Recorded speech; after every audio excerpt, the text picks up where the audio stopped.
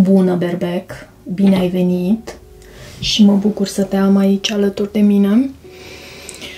În această citire aș vrea să verificăm energiile tale pentru următoarea perioadă, următoarele 2-3 săptămâni.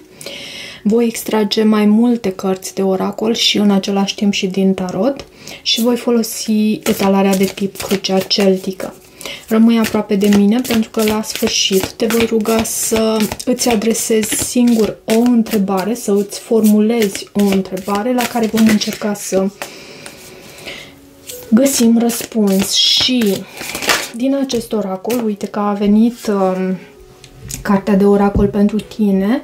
Văd lună plină în zodia Fecioară.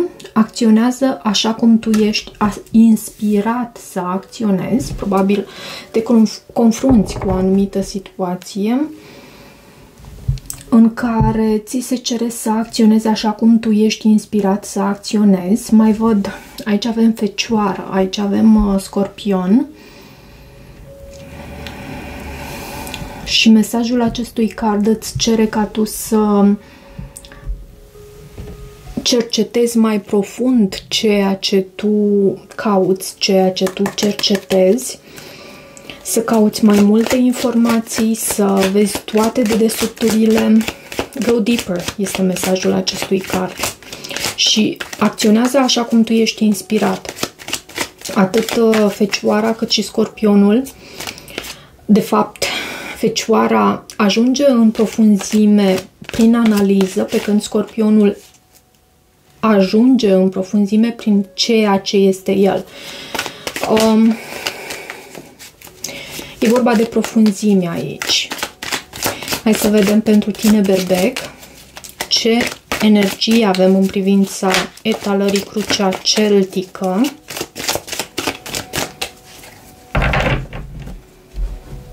Am să tai pachetul. Nebunul, îl vezi? Este cartea ta și vorbește despre un nou început. Un început foarte rapid, poate chiar cu un semn de aer. Da, probabil că am spus bine ceea ce am spus, însă voiam să spun semn de apă pentru că am văzut această regină de cupe.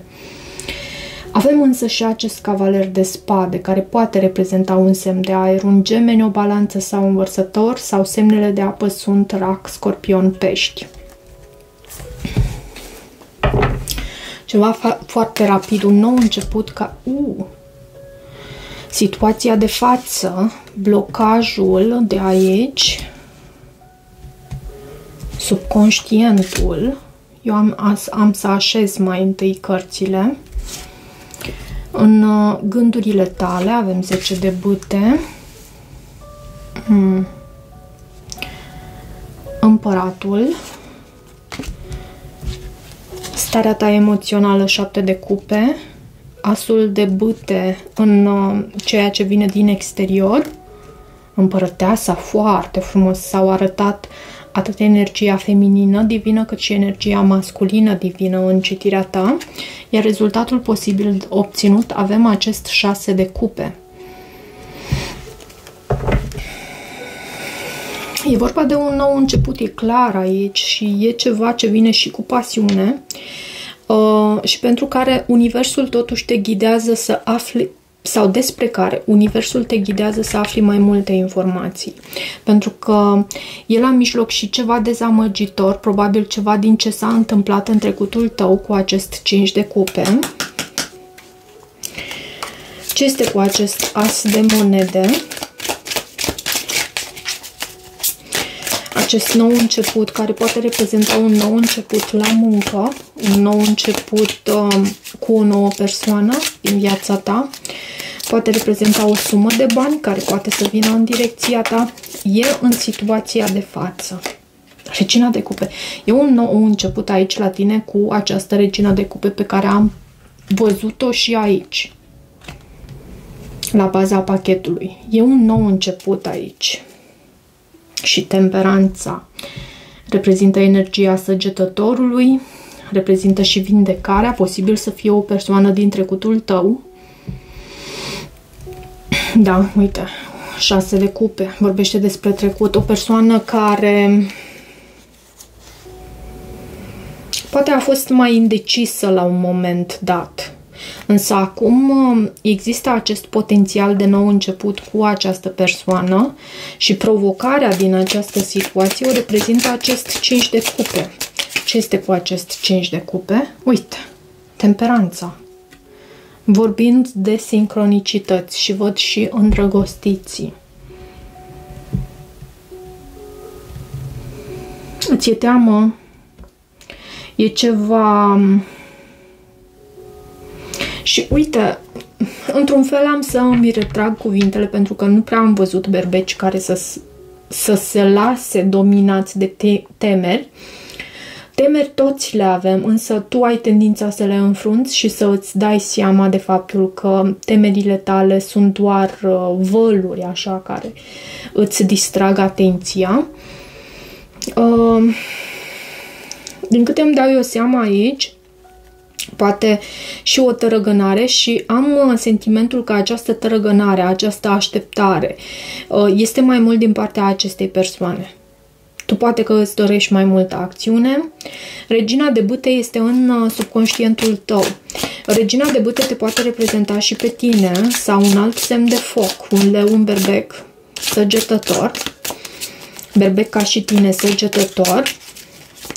Ce este cu acest card în subconștientul tău? Eremitul.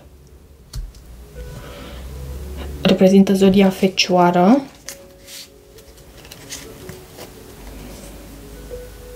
Cineva foarte retras, defensiv, cineva care în subconștientul tău ai o astfel de persoană sau este chiar energia ta, poți să ai și tu marcaj pe Fecioară. Văd că tu, da, mergi în interiorul tău, da, mergi în adâncime pentru a afla acele răspunsuri pentru care prea puțini se avântă pentru a le afla, pentru a le explora. Și văd că faci acest lucru. În trecut, tu lași acest 10 de monede. Ce este cu acest 10 de monede? Împărăteasa, pe care o avem și aici. Și 9 de monede. Un statut foarte bun. Împărăteasa și 10 de monede și 9 de monede pot să vorbească despre acest lucru. O familie închegată. Împărăteasa poate să reprezinte un taur, o balanță, o mamă, o soție. Poate ai aflat devenirea pe lume a unui copil, cineva din un copil, un bebeluș în familia ta. Pentru unii poate fi vorba despre așa ceva. Da, uite, 6 de cupe. Dar poate fi și cu dezamăgire. Se poate să fi fost, de fapt, și cu dezamăgire în această situație. Acum, avem 10 de bâte în conștient, în gândurile tale. 10 de bâte vorbește despre a aduce aceste poveri până la capăt, până la castel, pentru că aici în zare avem aproape de tine acest castel și planul tău este ca tu să ajungi acolo. 10 de bâte vorbește și despre efort, vorbește și despre poveri. Fiind în gândurile tale, cred că îți dorești să depui efort pentru ceva anume. Ce este cu acest 7 de cupe?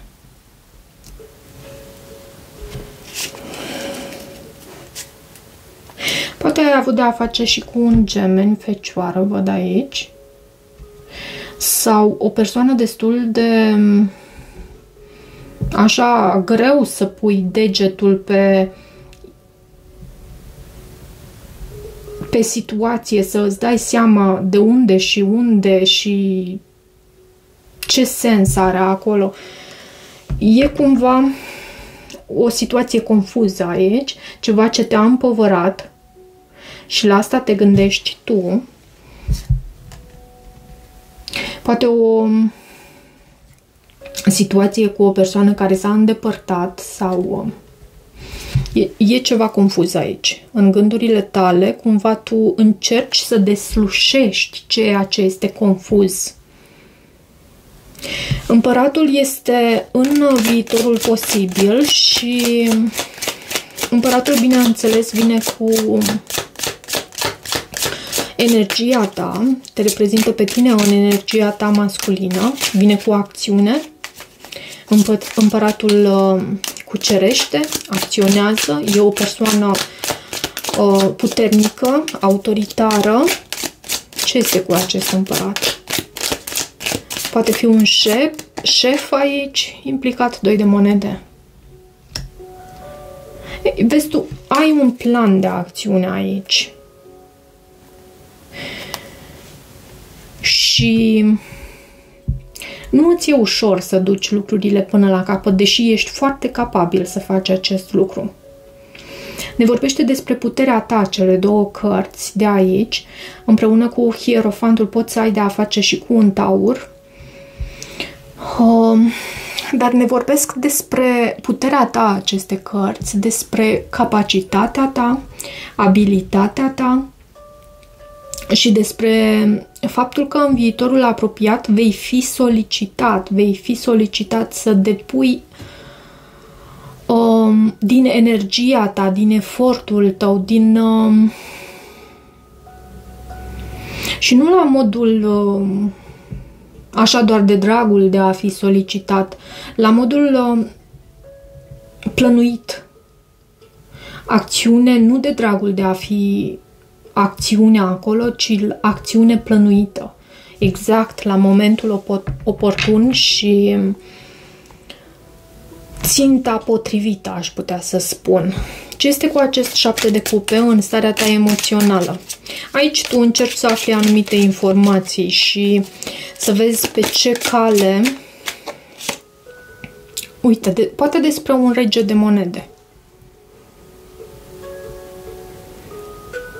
Sau ești ușor confuz în ceea ce privește în ceea ce poți tu să investești. Poate fi vorba despre un Capricorn, iarăși aici.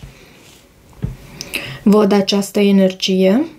O persoană care îți aduce o ușoară confuzie. Și vezi tu, este și o persoană față de care tu ești dedicat. Ai un anume angajament aici.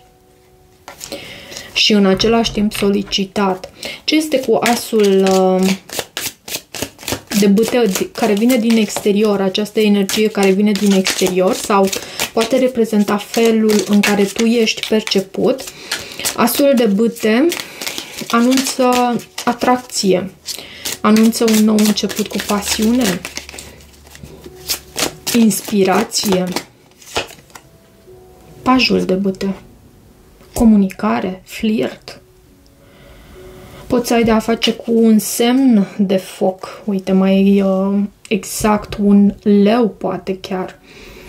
Văd că există comunicare cu o astfel de persoană și multă pasiune, multă viață, dorință chiar. Împărăteasa, din frica sau speranța ta, împărăteasa. Poate pentru unii, uite, poate fi și astfel. Pentru unii, bineînțeles, că nu poate rezona cu fiecare dintre voi, dar poate vă doriți un copil, pentru că am văzut împărăteasa și aici și în energia aceasta pe care tu o lași în trecut. Ce este cu această carte, împărăteasa, din frica sau speranța ta? Împărăteasa și împăratul. 6 de cupe. Ce este cu această energie, măi, fraților, măi? Oricum, e ceva frumos.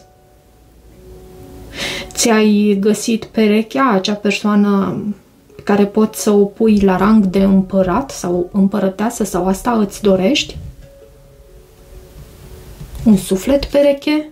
O persoană care te împlinește din punct de vedere emoțional? Poate reprezenta și un semn de aer această persoană, mai exact o balanță. Și avem 6 de cupe. În rezultatul posibil obținut. Ce este cu acest 6 de cupe?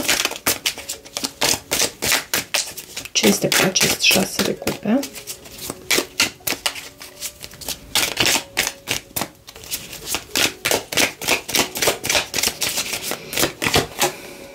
Șase de spade, 6 poate fi important. 6 este o cifră a armoniei, a împărtășirii unii cu ceilalți.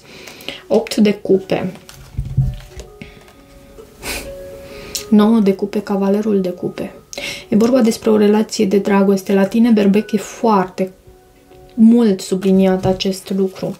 În primul rând că am avut regina de cupe, am avut împăratul și împărăteasa de 2 ori în aceeași citire. Multă atracție văd aici ce vine din exterior. Energie de suflete pereche, de iarăși nou început, care poate fi pe dragoste la tine. Foarte mult pe dragoste am prins energia aici pentru berbec. Și ceea ce mai pot să spun cu acest 6 de spade, 6 de cupe, poți să călătorești în următoarea perioadă, următoarele 2-3 săptămâni, să petreci momente frumoase, văd progres aici, văd creștere, văd sănătate și vitalitate.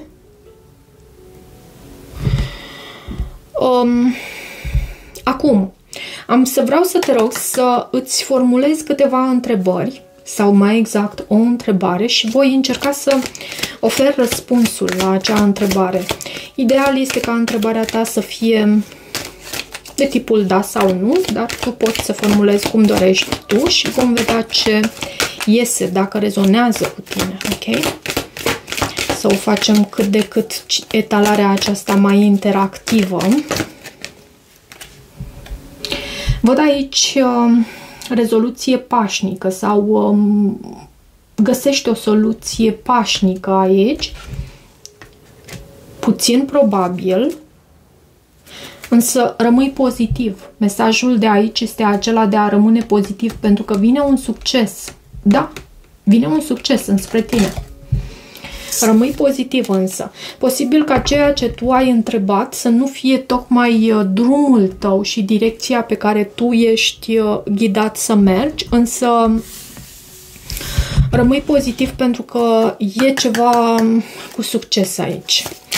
Vreau să văd și un sfat pentru tine în această etalare pentru berbec. Ce sfat avem pentru berbec? Cere un semn. Cere un semn. Lasă-te ghidat. Prietenie. Poate un prieten îți este de ajutor în această perioadă. Și mai vreau pentru tine să extrag și din oracolul frunzelor de ceai, să vedem ce avem pentru berbec.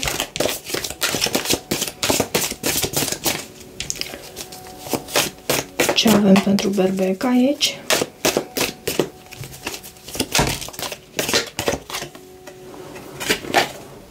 Jugul. Senzația de a te simți legat, frustrat. Ce mai avem? Turnul. O fundație solidă, succes, dar cu efort. Succes care duce la efort. De fapt, conduce efort care conduce la succes și succes prin efort susținut. Și mai vreau câteva carte pentru tine, după care vom încheia. Rabbit, iepurașul. Prea multe probleme îți faci prea multe griji, prea multe probleme în ceea ce privește chestiunile acestea de natură sexuală, iar la baza pachetului avem light-hearted, carefree. Avem acest vas de apă care anunță faptul că anunță o perioadă pentru tine cu inima ușoară, fără a-ți face prea multe griji, din ce îmi dau eu seama aici. Cam atât pentru această citire, dragilor. Dacă rezonați cu acest mesaj, nu uitați de faptul că puteți deveni și membri ai acestui canal. Găsiți detalii în linkul din descriere. De asemenea, Puteți să vă abonați dacă rezonați, bineînțeles, și vă aștept cu drag tot aici, pe calea vindecării. Toate bune!